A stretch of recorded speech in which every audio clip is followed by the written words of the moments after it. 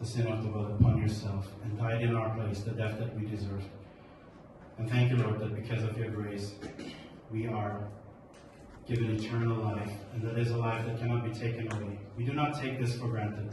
But the life that we have, we want to worship you in spirit and in truth. So lead us, O Lord. Guide us, strengthen us. As we hear, we are declaring your victory over sin and death, and we are celebrating that as a body of Christ. In every aspect of the service, may you be exalted. In Jesus' name we pray all these things.